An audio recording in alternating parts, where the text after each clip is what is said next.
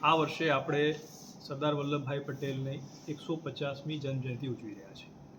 સમગ્ર દેશ જ્યારે આ જન્મજયંતિ ઉજવી રહ્યો હોય ત્યારે એની સાથે સાથે સમગ્ર રાજ્યમાં પણ વિવિધ પદયાત્રાઓ યોજાવા જઈ રહી છે અને સમગ્ર રાજ્યમાં સૌથી પહેલી પદયાત્રા આપણા જૂનાગઢમાં 9 નવેમ્બરે યોજાવાની છે. એટલે કે 9 નવેમ્બર આપણા જૂનાગઢનો મુક્તિ દિવસ.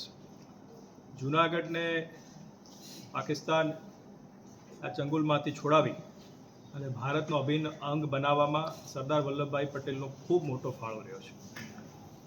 એ સરદાર વલ્લભભાઈ પટેલની જે દૂરદર્શિતા અને અડગ નિર્ણય શક્તિ હતી કે જેને આ કાર્ય છે એ સુપેરે પાર પાડ્યું હતું અને આથી જૂનાગઢના લોકોને સરદાર વલ્લભભાઈ પટેલ માટે ખૂબ લાગણી છે અને આ લાગણીને વ્યક્ત કરવાનો આ દિવસ 9 નવેમ્બરે આપણે પદયાત્રા યોજી રહ્યા છીએ.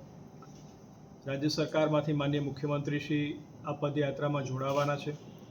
આ પદયાત્રા આપણી જે છે એ બહાઉદ્દીન કોલેજ જે છે ત્યાંથી શરૂ થશે અને ત્યાંથી લઈ અને મોતીબાગ, ઝાંસીની રાણીનું સર્કલ, ત્યાંથી bus stand road, railway crossing, પાદર ચોક, Kyadavadi, Khalilpur main road, Babunagar main road, Agravat ચોક, Sardarnagar main road, railway crossing, Gandhi ચોક, ચિત્તાખાના, ત્યાંથી આઝાદ ચોક, કાળવા ચોક અને જીમખાના સામે જે આપણો સરદાર ચોક છે ત્યાં આવીને સમાપ્ત થશે. આખી પદયાત્રા છે 8.6 કિલોમીટર રહેશે.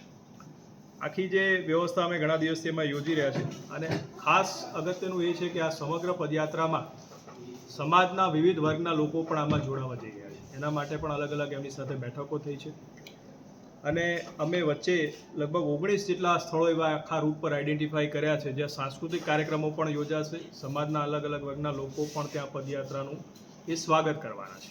એટલે એક આખો માહોલ એવો બને કે જેમાં સમગ્ર જૂનાગઢ શહેર, સિટી અને જે જિલ્લાના લોકો છે એમાં જોડાશે અને પદયાત્રાનું આ સ્વાગત કરવાના છે.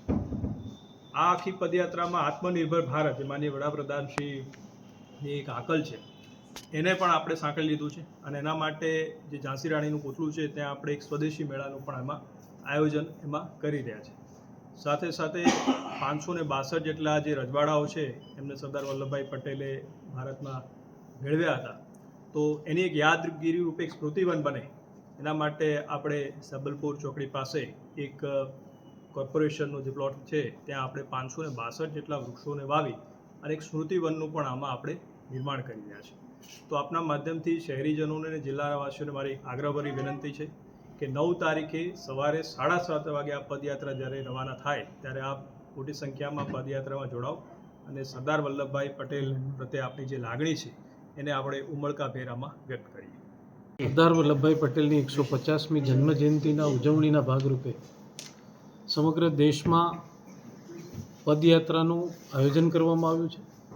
ત્યારે રાજ્ય કક્ષાની ઉજવણીની શરૂઆત, પદયાત્રાની શરૂઆત એ જૂનાગઢ 9મી નવેમ્બરથી થવાની છે.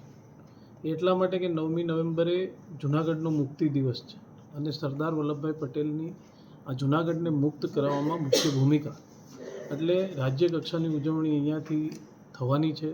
પદયાત્રાની શરૂઆત અહીંયાથી થવાની છે. દરેક વિધાનસભામાં આ પદયાત્રાનું આયોજન કરવામાં આવ્યું છે.